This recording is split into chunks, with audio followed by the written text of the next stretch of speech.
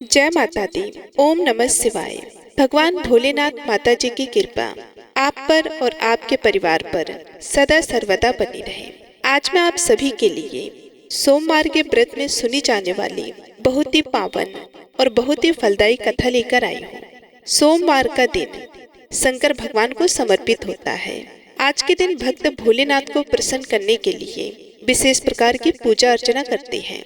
कुछ लोग आज के दिन व्रत भी रखते हैं ताकि शिव की विशेष कृपा प्राप्त की जा सके। बाबा भोलेनाथ के आशीर्वाद के लिए आप भी सोमवार का व्रत कर रहे हैं तो शिव व्रत कथा को पढ़ना या सुनना जरूर चाहिए। भगवान भोलेनाथ के व्रत कथा को पढ़कर या सुनकर ही आप उपवास को पूरा कर सकते हैं।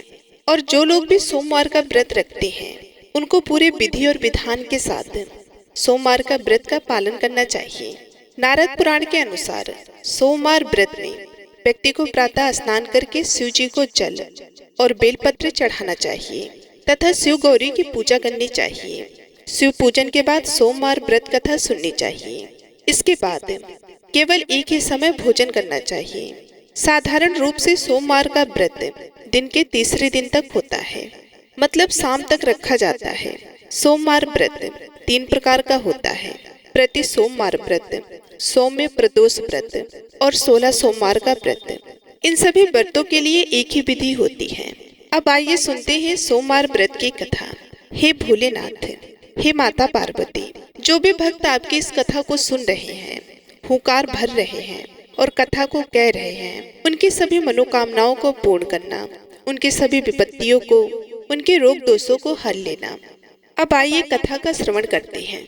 एक बहुत ही धनवान साहूकार था जिसके घर धन आदि किसी भी प्रकार की कोई कमी नहीं थी, परंतु उसको एक दुख था कि उसका कोई पुत्र नहीं था। वे इसी चिंता में रात दिन रहता था। वह पुत्र की कामना के लिए प्रति सोमवार को शिव जी का व्रत और पूजन किया करता था तथा सायकाल को शिव मंदिर में जाकर शिव जी के श्री विग्रह के सामने दीपक जलाया करता था। उसके इस भक्ति भाव को देखकर एक समय श्री पार्वती जी ने शिव जी महाराज से कहा कि महाराज, ये साहूकार आपका अनन्य भक्त है और सदैव आपका व्रत एवं पूजन बड़ी श्रद्धा से करता है। इसकी मनोकामना पूर्ण करनी चाहिए। माता पार्वती की बात सुनकर शिव जी ने कहा कि हे पार्वती, यह संसार कर्म क्षेत्र है। जैसे किसान खेत में जैसा बीज बोता है वैसा ही फल काटता है, उसी तरह इस संसार में जो जैसा कर्म करता है वैसा ही वो फल भोगता है। पार्वती जी ने अत्यंत आग्रह से कहा, महाराज, जब यह आपका अनन्य भक्त है और इसको अगर किसी प्रकार का दुख है तो उसको अवश्य दूर करना चाहिए, क्योंकि आप सदैव अपने भक्तों पर दयालु होते हैं और उनके दुखों को दूर करते हैं। यदि आप ऐसा नहीं करेंगे तो मनुष्य आपकी सेवा तथा व्रत क्यों करेंगे। प्रिय भक्तों, पार्वती जी का ऐसा आग्रह देख शिव जी महाराज कहने लगे कि हे पार्वती, इसके कोई पुत्र नहीं है। इसी चिंता में यह अति दुखी रहता है। इसके भाग्य में पुत्र न होने पर भी मैं इसको पुत्र की प्राप्ति का वर देता हूँ, परंतु यह पुत्र केवल 12 वर्ष तक जीवित रहेगा। इसके पश्चात में मृत्यु को प्राप्त हो जाएगा। इससे अधिक मैं और कुछ इसके लिए नहीं कर सकता। यह सब बातें साहूकार सुन रहा था। इससे उसको ना तो कुछ प्रसन्नता हुई और ना ही कुछ दुख हुआ। वह पहले जैसा ही शिव जी महाराज का व्रत और पूजन करता रहा।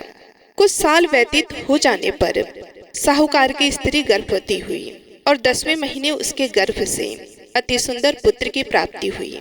साहूकार के घर में बहुत खुशी मनाई गई, परंतु साहूकार ने उसके केवल 12 वर्ष की आयु जान कोई अधिक प्रसन्नता प्रकट नहीं की और न ही किसी को भेद ही बताया। जब वह बालक 11 वर्ष का हो गया तो उस बालक की माता ने उसके पिता से विवाह आदि के लिए कहा, तो वे साहूकार कहने लगा कि अभी मैं इसका विवाह नहीं करूंगा, अपने पुत्र को काशी जी पढ़ने के लिए भेजूंगा।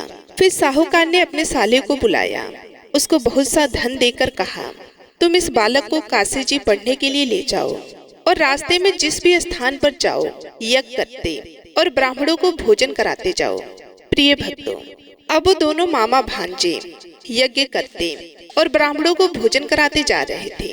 रास्ते में उनको एक शहर पड़ा। उस शहर में राजा की कन्या का विवाह था और दूसरे राजा का लड़का जो विवाह करने के लिए बारात लेकर आया था वह एक आंख से काना था। उसके पिता को इस बात की बड़ी चिंता थी कि कहीं वर को देख कन्या के माता पिता विवाह में किसी भी प्रकार की अड़चन पैदा ना करते। इस कारण जब उसने अति सुंदर सेठ के लड़के को देखा तो मन में विचार किया कि क्यों न दरवाजे के समय इस लड़के से वर का काम चलाया जाए।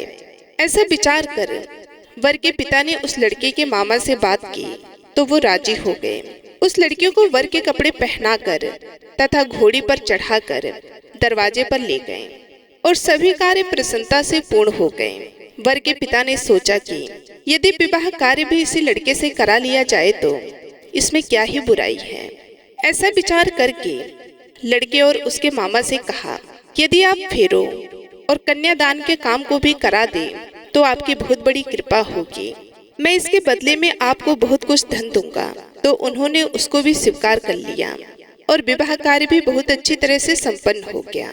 जिस समय लड़का जाने लगा तो उसने राजकुमारी की चुंदड़ी के पल्ले पर लिख दिया कि तेरा विवाह मेरे साथ हुआ है, परंतु जिस राजकुमार के साथ तुमको भेजेंगे वह एक आंख से काना है और मैं काशी जी पढ़ने जा रहा हूँ।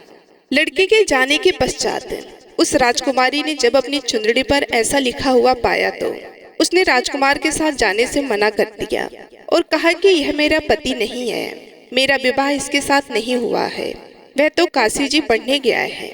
राजकुमारी के माता पिता ने अपनी कन्या को विदा नहीं किया और बारात वापस चली गई। उधर सेठ का लड़का और उसका मामा काशी जी पहुँच गए। वहाँ जाकर उन्होंने यज्ञ करना और लड़के ने पढ़ना शुरू कर दिया।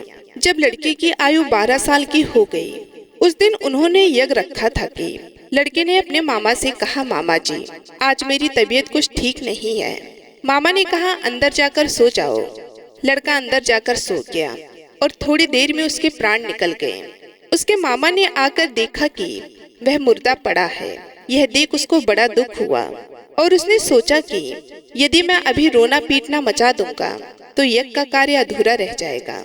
अंततः उसने जल्दी से यज्ञ का कार्य समाप्त कर ब्राह्मणों के जाने के बाद रोना पीटना आरंभ कर दिया। संयोगवश उसी समय शिव जी और माता पार्वती जी उधर से जा रहे थे। जब उन्होंने जोर जोर से रोने की आवाज सुनी तो पार्वती जी कहने लगी कि महाराज कोई दुखिया रो रहा है, इसके कष्ट को दूर कीजिए। जब भगवान भोलेनाथ और पार्वती जी ने पास जाकर देखा तो वहां पर एक लड़का मुर्दा पड़ा था। पार्वती जी कहने लगी कि महाराज यह तो उसी सेठ का लड़का है जो आपके वरदान से हुआ था। शिव जी कहने लगी कि हे पार्वती इसकी आयु इतनी ही थी सो भोग चुका। तब पार्वती जी ने कहा कि महाराज इस बालक को और आयु दो, नहीं तो इसके माता पिता तड़प तड़प कर मर जाएंगे। पार्वती जी के बार बार आग्रह करने पर शिव जी ने उसको जीवन वरदान दिया और शिव जी महाराज की कृपा से लड़का जीवित हो गया। शिव पार्वती कैलाश पर्वत पर चले गए। तब वह लड़का और मामा उसी प्रकार यज्ञ करते तथा ब्राह्मणों को भोजन कराते अपने घर की ओर चल पड़े। रास्ते में उसी शहर आए जहाँ उसका विवाह हुआ था। वहाँ पर आकर उन्होंने यज्ञ प्रारंभ कर दिया तो उस लड़के के ससुर ने उसको पहचान लिया और अपने महल में ले जाकर उसकी बड़ी खातिर की। साथ ही बहुत दास दासियों सहित आदर पूर्वक लड़की और जमाई को विदा किया। जब वह अपने शहर के निकट आए तो मामा ने कहा कि मैं पहले तुम्हारे घर जाकर खबर कर कर आता हूँ। जब उस लड़के का मामा घर पहुँचा तो लड़के के माता पिता घर की छत पर बैठे थे और यह प्रण कर रखा था कि यदि हमारा पुत्र सकुशल लौट आया तो हम राजी खुशी से नीचे आ जाएंगे, नहीं तो छत से गिरकर अपने प्राण खो देंगे। इतने में उस लड़की के मामा ने आकर यह समाचार दिया कि आपका पुत्र आ गया है, पर उनको विश्वास नहीं हुआ। तब उसके मामा ने शपथ पूर्वक कहा कि आपका पुत्र अपनी स्त्री के साथ बहुत सारा धन साथ लेकर आया है। तो सेठ जी ने आनंद पूर्वक उसका स्वागत किया और बड़ी खुशी के साथ रहने लगे। इस प्रकार से जो कोई भी सोमवार के व्रत को धारण करता है अथवा इस कथा को पढ़ता या सुनता है उसकी समस्त मनोकामनाएं पूर्ण होती हैं। तो एक बार प्रेम से बोलिए भगवान भोलेनाथ की जय, माता पार्वती की जय। अब आइए सुनते हैं सौम्य प्रदोष व्रत की कथा। पूर्व काल में एक ब्राह्मणी अपने पति की मृत्यु के पश्चात निराश्रित होकर भिक्षा मांगने लग गई। वे प्रातः होते ही अपने पुत्र को साथ लेकर बाहर निकल जाती और संध्या होने पर घर वापस लौटती। एक समय उसको विंध्यर्व देश का राजकुमार मिला, जिसके पिता को शत्रुओं ने मारकर राज्य से बाहर निकाल दिया था। इस कारण वह मारा मारा फिरता था। ब्राह्मणी उसे अपने घर ले गई और उसका पालन पोषण करने लगी। एक दिन उन दोनों बालकों ने वन में खेलते खेलते गंधर्व कन्याओं को देखा। ब्राह्मण का बालक तो अपने घर आ गया, परंतु राजकुमार साथ नहीं आया, क्योंकि वह अंशुमति नाम की गंधर्व कन्या से बातें करने लगा था। दूसरे दिन वह फिर अपने घर से आया। वहां पर अंशुमति अपने माता पिता के साथ बैठी थी। उधर ब्राह्मणी ऋषियों की आज्ञा से प्रदोष का व्रत करती थी। कुछ दिन पश्चात अंशुमति के माता पिता ने राजकुमार से कहा कि तुम विंध्यर्व देश के राजकुमार धर्मगुप्त हो। हम श्री शंकर जी की आज्ञा से अपनी पुत्री अंशुमति का विवाह तुम्हारे साथ कर देते हैं। राजकुमार का विवाह अंशुमति के साथ हो गया। बाद में राजकुमार ने गंधर्वराज की सेना की सहायता से विंध्यर्व देश पर अधिकार कर लिया और ब्राह्मण के पुत्र को अपना मंत्री बना लिया। यथार्थ में यह सब उस ब्राह्मणी के प्रदोष व्रत करने का फल था। बस उसी समय से यह व्रत संसार में प्रतिष्ठित हुआ। तो एक बार प्रेम से बोलिए, भगवान भोलेनाथ की जय, माता पार्वती की जय। अब सुनिए भगवान शंकर की दूसरी कथा। बहुत समय पहले वास्कल नामक गांव में बिंदु नामक एक ब्राह्मण रहता था। वह अधर्मी, दुरात्मा और महापापी था। उसकी स्त्री बहुत सुंदर थी। उसका नाम चंचला था। वह सदा उत्तम धर्म का पालन करती थी, परंतु बिंदु वैश्यागामी था। इस तरह कुकर्म करते हुए बहुत समय व्यतीत हो गया। उसकी स्त्री काम से पीड़ित होने पर भी, सदा धर्मनाश के भय से कलेश सहकर भी काफी समय तक धर्म भ्रष्ट नहीं हुई, परंतु आगे चलकर वह भी अपने दुराचारी पति के आचरण से प्रभावित होकर दुराचारी और अपने धर्म से विमुख हो गई। इस तरह दुराचार में डूबे हुए उन पति पत्नी का बहुत सा समय व्यर्थ बीत गया। वैश्यागामी दूषित बुद्धि वाला वह दुष्ट ब्राह्मण बिंदुकुरु में चला गया। बहुत समय तक नरक के दुखों को भोग कर वे मूढ़ बुद्धि पापी बिंद पर्वत पर भयंकर पिचास हुआ। इधर उस दुराचारी बिंदु के मर जाने पर वह चंचला नामक स्त्री बहुत समय तक पुत्रों के साथ अपने घर में रहती रही। पति की मृत्यु के बाद वह भी अपने धर्म से गिरकर पर पुरुषों का संग करने लगी थी। कहते हैं कि सती विपत्ति में भी अपने धर्म का पालन करना नहीं छोड़ती। यही तो तप है। कठिन तो होता है, लेकिन इसका फल बहुत मीठा होता है। एक दिन देव योग से किसी पुण्य पर्व के आने पर वह अपने भाई बंधुओं के साथ गोकर्ण क्षेत्र में गई। उसने तीर्थ के जल में स्नान किया और बंधुजनों के साथ यहाँ वहाँ घूमने लगी। वह एक देव मंदिर में गई। वहां उसने एक ब्राह्मण के मुख से भगवान शिव की परम पवित्र एवं मंगलकारी कथा सुनी। ब्राह्मण कह रहे थे कि जो स्त्रियां वह विचार करती हैं, वे मरने के बाद जब यमलोक जाती हैं, तब यमराज के दूत उन्हें तरह तरह की यातनाएं देते हैं। वे उसके कामागर को तप्त लौह के डंडों से दागते हैं। तप्त लौह के डंडों से उसका संसर्ग कराते हैं। ये सारे दंड इतनी वेदना देने वाली होती है कि जीव पुकार पुकार कर कहता है कि अब वह ऐसा नहीं करेगा, लेकिन यमदूत उसे छोड़ते नहीं हैं। कर्मों का फल तो सभी को भोगना पड़ता है। देव, ऋषि, मनुष्य सभी इससे बंधे हुए हैं। ब्राह्मण के मुख से यह वैराग्य बढ़ाने वाली कथा को सुनकर चंचला भय से व्याकुल हो गई। कथा समाप्त होने पर सभी लोग वहां से चले गए। तब कथा बांसने वाले ब्राह्मण देवता से चंचला ने कहा कि हे ब्राह्मण, धर्म को न जानने के कारण मेरे द्वारा बहुत बड़ा दुराचार हुआ है। हे स्वामी, मेरे ऊपर कृपा करके मेरा उद्धार कीजिए। आपके प्रवचन को सुनकर मुझे इस संसार से वैराग्य हो गया है। मुझ मूर्छित वाली पापनी को धिक्कार है। मैं निंदा के योग्य हूँ। मैं बुरे विषयों में फंसकर अपने धर्म से विमुख हो गई थी। कौन मुझ जैसे को कुकर्म में मन लगाने वाली पापनी का साथ देगा? जब यमदूत मेरे गले में फंदा डालकर मुझे बांध कर ले जाएंगे और नरक में मेरे शरीर के टुकड़े करेंगे, तब मैं कैसे उन महायातनाओं को सहन कर पाऊंगी? मैं सब प्रकार से नष्ट हो गई हूँ, क्योंकि अभी तक मैं हर तरह से पाप में डूबी रही हूँ। हे ब्राह्मण, आप मेरे गुरु हैं, आप ही मेरे माता पिता हैं। मैं आपके शरण में आई हूँ। मुझ अबला का अब आप ही उद्धार कीजिए। इस प्रकार विलाप करती हुई चंचला ब्राह्मण देवता के चरणों में गिर पड़ी। तभी ब्राह्मण ने उसे कृपा पूर्वक उठाया और इस प्रकार कहा कि नारी, तुम सौभाग्यशाली हो, जो भगवान शंकर की कृपा से तुमने वैराग्यपूर्ण ये कथा सुनी है और कथा को सुनकर समय से अपनी गलती का एहसास कर लिया है। तुम डरो मत और भगवान शिव की शरण में जाओ। उनके परम कृपा से तुम्हारे सभी पाप नष्ट हो जाएंगे। मैं तुम्हें भगवान शिव की कथा सहित वह मार्ग बताऊंगा जिसके द्वारा तुम्हें सुख देने वाली उत्तम गति प्राप्त होगी। शिव कथा सुनने से तुम्हारी बुद्धि शुद्ध हो गई है और तुम्हें पश्चाताप हुआ है तथा मन में वैराग्य उत्पन्न हुआ है।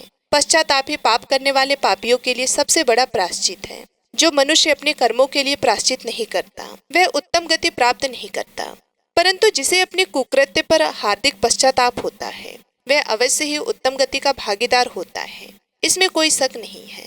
शुद्ध चित्त में ही भगवान शिव और माता पार्वती का वास होता है। वे शुद्ध आत्मा पुरुष सदा शिव के पद को प्राप्त होता है। इस कथा का श्रवण सभी मनुष्यों के लिए कल्याणकारी है, अतः इसकी आराधना और सेवा करनी चाहिए। हे ब्राह्मण पत्नी, तुम अन्य विषयों से अपने मन को हटाकर भगवान शंकर की इस परम पावन कथा को सुनो। इससे तुम्हारे चित्त की शुद्धि होगी और तुम्हें मोक्ष की प्राप्ति होगी।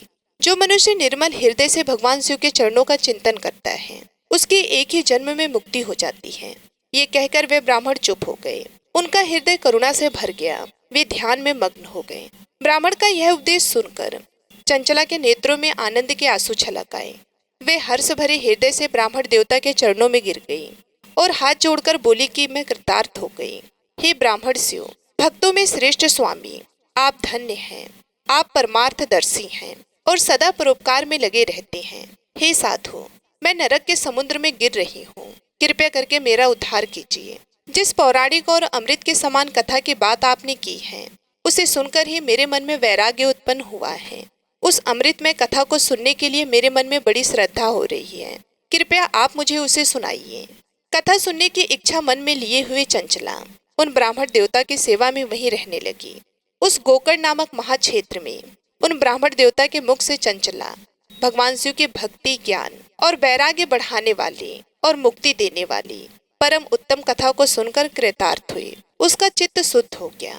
वे अपने हृदय में शिव के सगुण रूप का चिंतन करने लगे। वे सदैव शिव सच्चिदानंद में स्वरूप का स्मरण करती थी। इसके बाद वह अपना समय पूर्ण होने पर चंचला ने बिना किसी कष्ट के अपना शरीर त्याग दिया।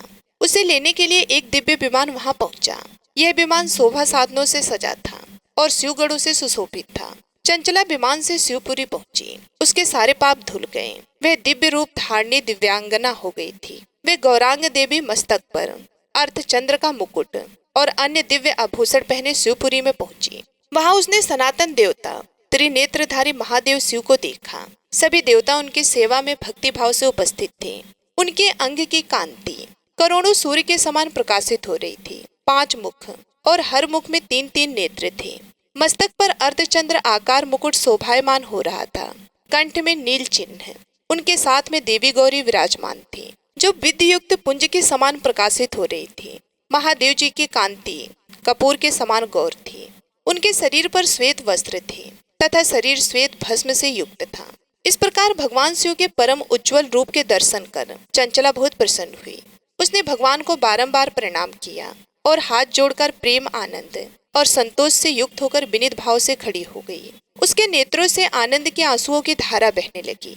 भगवान शंकर और भगवती गौरी उमा ने करुणा के साथ सौम्य दृष्टि से देखकर चंचला को अपने पास बुलाया। उमा ने उसे प्रेम पूर्वक अपनी सखी बना लिया। चंचला सुख पूर्वक भगवान शिव के धाम में उमा देवी की सखी के रूप में निवास करने लगी। एक दिन चंचला आनंद में मग्न उमा देवी के पास गई और दोनों हाथ जोड़कर उनकी इस स्तुति को करने लगी।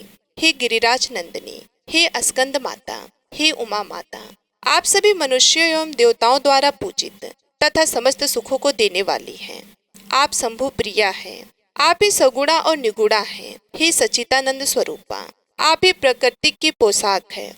हे माता, आप ही संसार के सृष्टि, पालन और संहार करने वाली हैं। इस प्रकार सद्गति प्राप्त चंचला देवी की स्तुति कर शांत हो गई। उसकी आंखों में प्रेम के आंसू उमड़ आए। तब शंकर प्रिय भक्त वत्सला उमा देवी ने बड़ी प्रेम से चंचला को चुप कराते हुए कहा कि सखी चंचला, मैं तुम्हारी इस स्तुति से प्रसन्न हूँ। बोलो क्या वर मांगती हो। तब चंचला बोली कि हे गिरिराज कुमारी, मेरे पति बिंदु इस समय कहाँ हैं? उनकी स्थिति कैसी है मुझे बताइए और कुछ उपाय कीजिए ताकि हम फिर से मिल सके।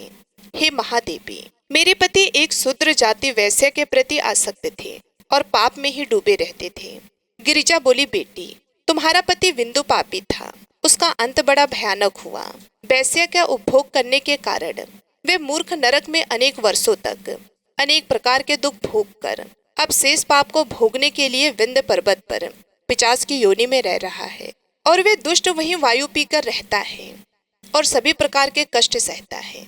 गौरी देवी की यह बात सुनकर चंचला अत्यंत दुखी हो गई। फिर मन को किसी तरह स्थिर करती हुई दुखी हृदय से माँ गौरी से उसने एक बार फिर पूछा कि हे महादेवी, मुझ पर कृपा कीजिए और मेरे पापी पति का अब उद्धार कीजिए। कृपया करके मुझे वह उपाय बताइए जिससे मेरे पति को उत्तम गति प्राप्त हो सके। गौरी देवी ने कहा, यदि ये तुम्हारा पति भगवान शिव की पुण्यमय उत्तम कथा को सुने तो वे इस दुर्गति को पार करके उत्तम गति का भागी हो सकता है। अमृत के समान मधुर गौरी देवी के यह वचन सुनकर चंचला ने दोनों हाथ जोड़कर मस्तक झुकाकर उन्हें बार बार प्रणाम किया और प्रार्थना की कि मेरे पति को भगवान शिव की कथा सुनाने की व्यवस्था कीजिए। ब्राह्मण पत्नी चंचला के बार बार प्रार्थना करने पर शिवप्रिया गौरी देवी ने भगवान शिव की महिमा का गान करने वाले गंधर्वराज तुमरो को बुलाकर कहा कि तुमरो, तुम्हारी भगवान शिव में प्रीति है। तुम मेरे मन की सभी बातें जानकर मेरे कार्यों को सिद्ध करते हो, तो मेरे इस सखी के साथ विंध्य पर्वत पर जाओ। वहाँ एक महाघोर और भयंकर पिशाच रहता है। पूर्व जन्म में वह पिशाच बिंदुकुरी हो गया था। वे स्नान, संध्या आदि नित्य कर्म छोड़कर अपवित्र रहने लगा। क्रोध के कारण उसकी बुद्धि भ्रष्ट हो गई थी। दुर्जनों से उसकी मित्रता तथा सज्जनों से द्वेष बढ़ गया था। वे अस्त्र शस्त्र से हिंसा करता, लोगों को सताता और उनके घरों में आग लगा देता था। चंडाल से दोस्ती करता और वे रोज वैश्या के पास जाता था। पत्नी को त्याग कर दुष्ट लोगों से दोस्ती कर उन्हीं के संपर्क में रहता था। वह मृत्यु तक दुराचार में फंसा रहा। मृत्यु के बाद उसे पापियों के भोग स्थान यमपुरी में ले गए। वहाँ घोर नरकों को सहकर वे इस समय वह विंध्य पर्वत पर पिशाच बनकर रह रहा है और अपने पापों का फल भोग रहा है। तुम उसके सामने परम पुण्यमयी पापों का नाश करने वाली भगवान शिव की दिव्य कथा का प्रवचन करो। इस कथा के सुनने से उसका हृदय सभी पापों से मुक्त होकर शुद्ध हो जाएगा और वे प्रेत योनि से मुक्त हो जाएगा। दुर्गति मुक्त होने पर उस बिंदुकुरी की सराहना करते हुए चंचला को साथ लेकर विमान से पिशाच के निवास स्थान पर विंध्य पर्वत पर गया। वहां पहुंचकर उसने विशाल आकृति वाले पिशाच को देखा। उसका शरीर विशाल था, उसकी ठोड़ी बड़ी थी। वे कभी हंसता, कभी रोता, कभी उछलता था। महाबली तुमरो ने बिंदुकुरी के लिए मंडप की रचना की। शीघ्र ही इस बात का पता लोगों को चल गया कि एक पिशाच के उद्धार हेतु देवी पार्वती की आज्ञा से तुमरो भगवान शिव की कथा सुनाने विंध्य पर्वत पर आया है। उस कथा को सुनने के लोभ से बहुत से देव ऋषि वहां पहुंच गए। सभी को आदर पूर्वक स्थान दिया गया। पिशाच बिंदु को पासों में बांधकर आसन पर बिठाया गया और तब तुमरो ने परम भगवान शिव की अमृत कथा का गान शुरू किया, जिससे सभी श्रोता कृतार्थ हो गए। परम पुण्यमय कथा को सुनकर पिशाच सभी पापों से मुक्त हो गया और उसने पिशाच शरीर का त्याग कर दिया। शीघ्र ही उसका रूप दिव्य हो गया। उसका शरीर गौण वर्ण का हो गया। शरीर पर श्वेत वस्त्र एवं पुष्पों के आभूषण आ गए। इस प्रकार दिव्य देहधारी होकर बिंदु अपनी पत्नी चंचला के साथ स्वयं भी भगवान शिव का गुणगान करने लगा। उसे दिव्य रूप में देखकर सभी को बहुत आश्चर्य हुआ। उसका मन परम आनंद से परिपूर्ण हो गया। सभी भगवान महेश्वर के अद्भुत चरित्र को सुनकर कृतार्थ होकर उनका यशोगान करते हुए अपने अपने धाम को चले गए। बिंदु अपनी पत्नी चंचला के साथ विमान में बैठकर शिवपुरी की ओर चल दिया। महेश्वर के गुणों का गान करता हुआ बिंदु अपनी पत्नी चंचला और तुमरो के साथ शीघ्र ही शिव धाम पहुँच गया। भगवान शिव देवी पार्वती ने उसे अपना पार्षद बना लिया। दोनों पति पत्नी सुखपूर्वक भगवान महेश्वर एवं देवी गौरी के श्री चरणों में अविचल निवास पाकर धन्य हो गए। बोलिए उमा महेश्वर भगवान की जय। बड़ी ही श्रद्धा और भक्ति के साथ अब आप सुनिए सोमवार की दूसरी कथा। एक बार की बात है, माता पार्वती शिव जी को पति के रूप में प्राप्त करने के लिए घोर तप कर रही थी। उनके तप को देखकर देवताओं ने शिव जी से देवी की मनोकामना को पूर्ण करने की प्रार्थना की। शिव जी ने पार्वती जी की परीक्षा लेने के लिए सप्त ऋषियों को भेजा। सप्त ऋषियों ने शिव जी के सैकड़ों अवगुण गिनाए, पर पार्वती जी को महादेव जी के अलावा किसी और से विवाह मंजूर नहीं था। तब शंकर जी ने स्वयं पार्वती जी की परीक्षा लेने की ठानी। तब भगवान शंकर स्वयं प्रकट हुए और पार्वती जी को वरदान देकर अंतर ध्यान हुए। इतने में पार्वती माता जहाँ पर तप कर रही थी, वहीं पास में तालाब में मगरमच्छ ने एक लड़के को पकड़ लिया लड़का जान बचाने के लिए चिल्लाने लगा। तब पार्वती जी से उस बच्चे की चीख सुनी नहीं गई। द्रवित होकर वे तालाब पर पहुंची। वहां देखा कि मगरमच्छ लड़के को तालाब के अंदर खींच करके ले जा रहा था। लड़के ने देवी को देखकर कहा कि मेरी माता और पिता और भाई बंधु कोई नहीं है, आप मेरी रक्षा करें। तो पार्वती जी ने कहा कि मगरमच्छ, इस लड़के को छोड़ दो। मगरमच्छ बोला, दिन के छठे पहर में जो मुझे मिलता है मैं उसे अपना आहार समझकर स्वीकार कर लेता हूँ, यह मेरा नियम है। ब्रह्मदेव ने दिन के छठे पहर में इस लड़के को मेरे लिए भेजा है, तो मैं इसे क्यों छोड़ूं? पार्वती जी ने विनती की कि तुम इसे छोड़ दो, बदले में तुम्हें जो चाहिए वह मुझसे कहो। तो मगरमच्छ बोला कि एक शर्त पर मैं इसे छोड़ूंगा। आपने तप करके महादेव जी से जो वरदान लिया है, यदि उस तप का फल मुझे दे दो तो मैं इसे छोड़ दूंगा। पार्वती जी तुरंत तैयार हो गई। उन्होंने कहा, मैं अपने तप का फल तुम्हें देने को तैयार हूँ, लेकिन तुम इस बालक को छोड़ दो। मगरमच्छ ने समझाया, सोच लो देवी, जोश में आकर संकल्प मत करो। हजारों वर्षों तक जैसा तप किया है वैसा देवताओं के लिए भी संभव नहीं है। उसका सारा फल इस बालक के प्राणों के बदले चला जाएगा। पार्वती जी ने कहा कि मेरा निश्चय पक्का है, मैं तुम्हें अपने तप का फल देती हूँ, तुम इसको जीवन दे दो। मगरमच्छ ने पार्वती जी से तप दान करने का संकल्प करवाया। तप का दान होते ही मगरमच्छ का देह तेजी से चमकने लगा और वह बोला कि हे पार्वती, यह देखो, तप के प्रभाव से मैं तेजस्वी बन गया हूँ। तुमने जीवन भर की पूंजी एक बच्चे के लिए व्यर्थ कर दी है। चाहो तो अपनी भूल सुधारने का एक मौका और दे सकता हूँ। तब पार्वती जी ने कहा कि हे ग्रह, तब तो मैं पुनः कर सकती हूँ, किंतु यदि तुम इस लड़के को निगल जाते तो इसका जीवन वापस नहीं मिल सकता था। देखते ही देखते वह लड़का अदृश्य हो गया और मगरमच्छ भी लुप्त हो गया। पार्वती जी ने विचार किया, मैंने तप तो दान कर दिया है, अब पुनः से तप आरंभ करूंगी। पार्वती जी ने फिर से तप करने का संकल्प किया। भगवान सदाशिव फिर से प्रकट होकर बोले कि हे पार्वती, भला अब तप क्यों कर रही हो? तब पार्वती जी ने कहा कि प्रभु, मैंने अपने तप का फल दान कर दिया है। आपको पति रूप में पाने के संकल्प के लिए मैं फिर से वैसा ही घोर तप करके आपको प्रसन्न करूंगी। तो महादेव जी बोले, मगरमच्छ और लड़के दोनों रूपों में मैं ही था। तुम्हारा चित्त प्राणी मात्र में अपने सुख दुख का अनुभव करता है या नहीं, इसकी परीक्षा लेने के लिए मैंने यह लीला रची थी। अनेक रूपों में दिखने वाला मैं एक ही हूँ और अनेक शरीरों से अलग निर्विकार हूँ। तुमने अपना तप मुझे ही दिया है, इसलिए अब और तप करने की कोई आवश्यकता नहीं है। देवी ने महादेव जी को प्रणाम कर प्रसन्न मन से विदा किया। प्रेम से बोलिए भगवान शंकर और माता पार्वती की जय। अब आप सुनिए तीसरी कथा। एक बार नारद जी ने भोलेनाथ जी की स्तुति करके पूछा कि प्रभु, आपको प्रसन्न करने के लिए सबसे उत्तम और सुलभ साधन क्या है? हे त्रिलोकीनाथ, आप तो निर्विकार और निष्काम हैं, आप सहज ही प्रसन्न हो जाते हैं। फिर भी मेरी जानने की इच्छा है कि आपको क्या प्रिय है। तब भी मेरी जानने की इच्छा है कि आपको क्या प्रिय है। तब शिव जी बोले, नारद जी, वैसे तो मुझे भक्त के भाव सबसे प्रिय हैं, फिर भी आपने पूछा है तो मैं आपको बताता हूँ। मुझे जल के साथ साथ बिल्वपत्र बहुत प्रिय हैं। जो अखंड बिल्वपत्र मुझे श्रद्धा से अर्पित करते हैं, मैं उन्हें अपने लोक में स्थान देता हूँ। नारद जी भगवान शंकर और माता पार्वती की वंदना करके अपने लोक को चले गए। उनके जाने के पश्चात पार्वती जी ने शिव जी से पूछा कि हे प्रभु, मेरी यह जानने की बड़ी तीव्र इच्छा हो रही है कि आपको बेलपत्र इतने क्यों प्रिय हैं। कृपया करके मेरी जिज्ञासा को शांत कीजिए। तब शिव जी बोले कि हे शिवे, बिल्व के पत्ते मेरी जटा के समान हैं। उसका त्रिपत्र यानी 3 पत्ते ऋग्वेद, यजुर्वेद और सामवेद हैं। शाखाएं समस्त शास्त्रों का स्वरूप है। बिल्व वृक्ष को आप पृथ्वी का कल्प वृक्ष समझें, जो ब्रह्मा विष्णु और शिव स्वरूप हैं। हे पार्वती, स्वयं महालक्ष्मी जी ने शैल पर्वत पर बिल्व वृक्ष के रूप में जन्म लिया था। इस कारण भी बेल का वृक्ष मेरे लिए अति प्रिय है। महालक्ष्मी जी ने बिल्व का रूप धरा। यह सुनकर पार्वती जी कौतूहल में पड़ गईं और पार्वती जी कौतूहल से उपजी जिज्ञासा को रोक नहीं पाई। उन्होंने पूछा, देवी लक्ष्मी ने आखिर बिल्व वृक्ष का रूप क्यों लिया? आप ये कथा विस्तार से कहें। तब भोलेनाथ ने देवी पार्वती जी को कथा सुनाना आरंभ किया और कहा कि हे देवी, सतयुग में ज्योति रूप में मेरे अंश का रामेश्वर लिंग था। ब्रह्मा आदि देवों ने उसका विधिवत पूजन अर्चन किया था।